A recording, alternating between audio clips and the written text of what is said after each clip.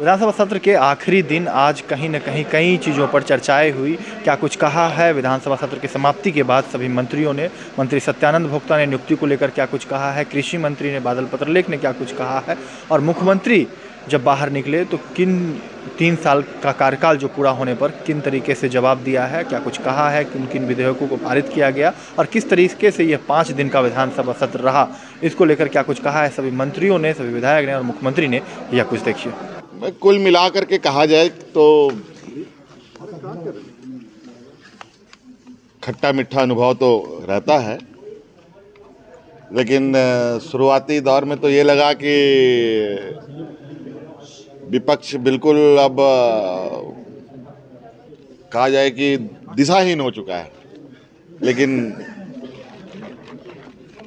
थोड़े समय बीतते बीतते वो थोड़े रास्ते में भी आ गए और कुल मिलाकर के कहा जाए कि सदन बहुत सौहार्दपूर्ण वातावरण में चला।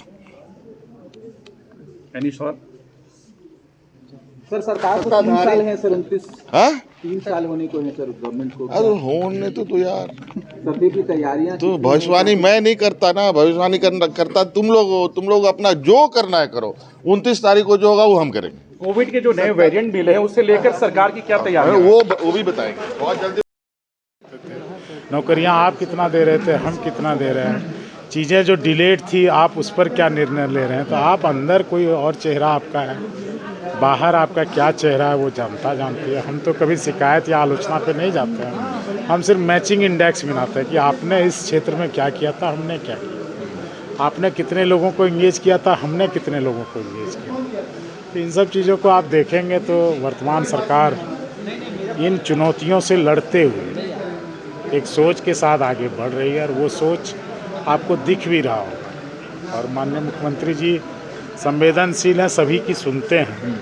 जिस तरह से पारा शिक्षकों को न्याय दिया गया, आंगनबाड़ी दीदियों को न्याय दिया गया, किसान मित्रों की प्रोत्साहन राशि बढ़ाई गई और भी सेविका का, सहायिका का या फिर रसोइया का, इन सब के साथ जो सरकार ने फैसले लिए तो उन्हें लगा कि पहले आते थे हमें संघर्ष करना पड़ता था, लाठियाँ खानी पड़ती थी। इस बार सिर्फ डेलीगेशन के थ्रू हमारा काम हो रहा है। लगता है कि हमारा अपना ही हमारा भाई आगुआ दिसुम आगुआ राज का सपना साकार कर रहा है। कल में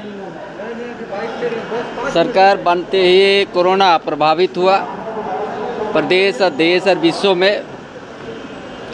आज जो 1 साल जो काम करने का समय मिला 3 साल में, और ऐसा काम विपक्ष लोग 20 साल में नहीं कर पाया। और इसीलिए 29 तारीख को जो आज उसका सारा जो आज कामकाज और आगे की रास्ता जो तय हम लोग किया है और सराहनीय होगा। झारखंड प्रदेश एक ऐतिहासिक कदम रखने जा रहा है हेमंत सोरेन सरकार। हो जाएगा, कैसे देख रहे हैं सरकार के 3 साल के कार्यकाल को? देखिए 3 बरस 29 तारीख को सरकार के पूरा कर रही है और 3 वर्षों में विकास बेमिसाल हुआ है। चाहे गांव में गरीब के, किसान के, वृद्धा पेंशन के क्षेत्र में, आवास के क्षेत्र में, पुल पुलिया, सड़क और रोजगार, सभी क्षेत्र में सरकार बेहतर तरीके से काम की है। कह सकते हैं कि 20 वर्षों में जो पूर्व में जो सरकार थी जो नहीं किया, ये 3 वर्षों में सरकार काम किया है और सब आपके सामने है, छिपी हुई नहीं। जो कभी सोच नहीं सकता था भविष्य में कि राज्य में कभी ओल्ड पेंशन लागू होगा, गरीबों का लिमिटेड पेंशन मिलेगा।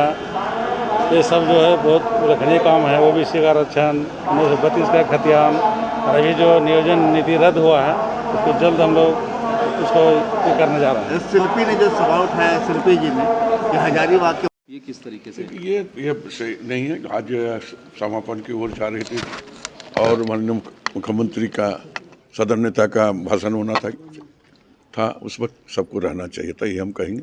लेकिन अपना अपना विवेक और अपना अपना दल के ऊपर छोड़ते हैं। सर लास्ट सवाल, सरकार के 3 साल होने को है सर 29 को, क्या कुछ तैयारी है आप लोगों की और कितना सफलतापूर्ण मानते हैं इन 3 सालों को? 3 साल में सरकार ने जिस तरह काम किया है वो सराहना लोग कर रहे हैं, पब्लिक कर रहे हैं और कुछ ऐसी चीज़ें किए हैं जो जनता ने समझ में आया कि ये सरकार जनता के हित के लिए बनी है और 29 दिसंबर को निश्चित तौर पर ये आप लोग को देखने को मिलेगा।